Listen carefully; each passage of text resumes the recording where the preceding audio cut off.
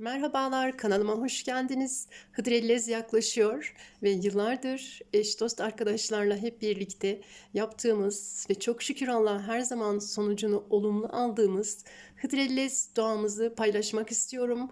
Bugünlerde arkadaşlardan yapmayan ve duyanlar beni arayıp benden nasıl yapalım diye soruyorlar. Ben de herkese anlatayım istedim, sizlerle de paylaşayım istedim. Kanalımda daha önce böyle bir video yapamadım ama ben her sene Hıdrellez'de duamı yaparım. Gerisini Allah'a bırakırım. Çok şükür Allah'a bugüne kadar bu dua ile, bu yaptığım yöntemle gerçekten dualarımız kabul oldu ve bana da arkadaşlarımdan, eş dosttan, yapanlardan hep olumlu dönüşler oldu. Sizlerle de paylaşmak istiyorum. Belki darda olana, dua etmek isteyene, ihtiyacı olana faydası olur diye düşünüyorum. Hemen çok uzatmadan nasıl yaptığımı anlatmak istiyorum ama öncesinde şunu söyleyeyim. Hızır Aleyhisselam ile İlyas Aleyhisselam'ın Hıdrellez gecesinde, Hıdrellez gününde yeryüzüne indiği ve o gün ağarıncaya kadar Allah'a edilen tüm duaları toplayıp Allah'a götürdüklerine inanılır. Ben böyle biliyorum. Hani böyle gördüm ve yıllardır da bu şekilde yapıyorum. Her şey Allah'tan istenir. Çünkü her şeye gücü yeten Allah'tır. Allah ol deyince oluverir. O yüzden de baştan inanarak yapmanızı tavsiye ederim. Hiçbir şey zaten inanmıyorsanız yapmayın. Her şeye olumlu bakın, hayata olumlu bakın. O zaman gerçekten güzel ve olumlu şeyler size akacaktır. Duanın gücüne çok inanırım. Rahmetli babam hep derdi ki yer gök dua üzerine derdi. Gerçekten çok doğru. Evimiz bizim ormanın içindeydi ben çocukken ve yılanlar, kırkayaklar vardı ormanda. Bizim oturduğumuz eve çok şükür yılan kırkayak hiç girmedi. Çünkü babam her gün evin etrafında Ayetel Kürsü okurdu. Ben de ondan öğrendim. Her zaman ben de evimin etrafında okurum. Yani şunu söylemeye çalışıyorum. Gerçekten duanın gücü çok önemli. İnanarak yaparsanız, yılanların kırkayakların içinde bile yaşasanız onlar size hiç dokunmazlar. Biz o şekilde 4-5 yıl ormanın içinde bir evde oturduk ve çok şükür Allah'a evimize kırkayak yılan girmedi. Hıdrellez duamızı yapmak için bize öncelikle beyaz bir kağıt lazım. Şöyle bembeyaz tertemiz bir kağıt olmalı. Duanıza göre istiyorsanız 2 sayfada yazın, 3 sayfada yazın. Allah'ın yanında zor olan hiçbir şey yok ki. Daha sonra da bize kurşun kalem lazım. Mutlaka kurşun kalem kullanın. Çünkü kurşunun doğadaki gücü çok yüksek. O yüzden kurşun kalemle yazmanızı öneririm. Kağıdın başına önce besmelenizi yazın. Bismillahirrahmanirrahim diye yazmalısınız. Rahman ve Rahim olan Allah'ın adıyla Allah'tan istiyoruz çünkü. Besmele'yi yazdıktan sonra isterseniz cümle cümle yazın duanızı, isterseniz de şeklini çizin. İşte örneğin ev istiyorsanız, nasıl bir ev istiyorsanız onu çizin. Bahçeli bir ev mi istiyorsunuz, bir apartman dairesi mi istiyorsunuz? Tüm ayrıntılarına kadar güzelce çizin. Henüz vakit var. 5 Mayıs gecesi yapacağız bunu. 5 Mayıs'a kadar duanızı hazırlayın.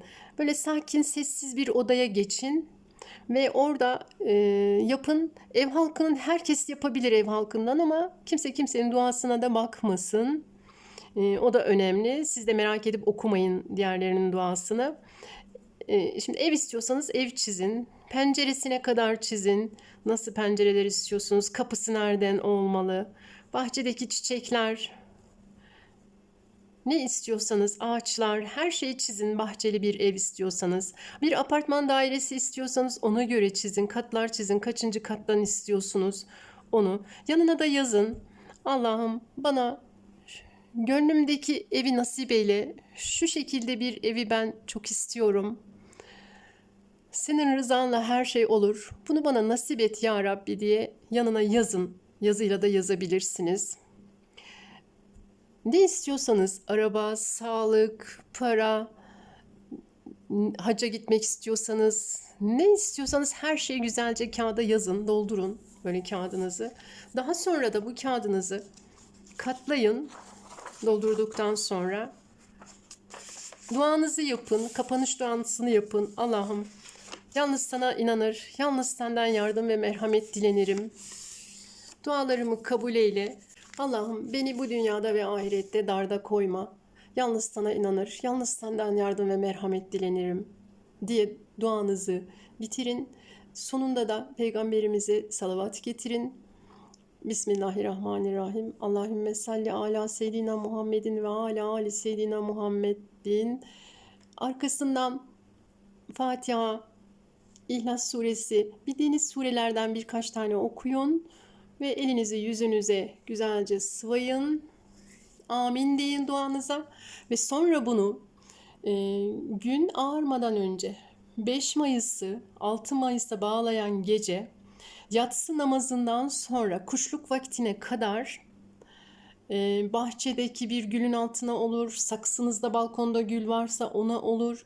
Bir gül ağacının altına bunu iyice gömün, böyle iyice küçültebilirsiniz.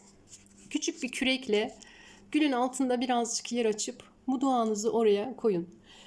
İnanarak yaptığınız takdirde inanın bir sonraki Hıdrellez'e kadar Allah'ın izniyle ne kadar imkansız görünse bile dualarınızın kabul olduğunu yaşayacaksınız, göreceksiniz inşallah. İnanarak yapanlar yaşayıp görecekler. Hatta şu an şartlar sizin için mümkün gibi görünmüyor olsa bile Allah'ın yanında hiçbir şey zor değil. Allah'ın izniyle duanız kabul olur. Ben de dualarınıza, güzel dualarınıza amin diyorum. Güzel şeyler dileyin, güzel şeyler isteyin. O gece yeryüzündeki enerji çok yüksek. Birçok insan bu Hıdrellez'i yapıyor. Ve birçok insan yatsı namazından kuşluk vaktine kadar yeryüzünden Allah'a çok güzel dualar gönderiyor. Çok güzel isteklerde bulunuyor. O yüzden de çok güzel bir enerji ortamı var. Dualarınız kabul olur. Bir sonraki Hıdrellez'e kadar Allah'ın izniyle aklınızda tutun istediğiniz en önemli şeyleri, birçoğunun kabul olduğunu göreceksiniz. Beddua yazmayın, kötü şey yazmayın. Çünkü o gün senede bir kez denk gelen bir gün ve o gün için kötü şeylere harcamayın enerjinizi. Güzel ve iyi şeyler isteyerek dua edin. Allah dualarınızı kabul etsin. Ben de dua edeceğim, ben de yapacağım. Dualarımda sizleri de yazacağım. Siz de dualarınızda beni eksik etmeyin. Dualarınıza beni de katın. Benim de dualarımdasınız. Amin diyorum dualarınıza. Allah'a emanet olun. Kendinize iyi bakın. Hoşça kalın.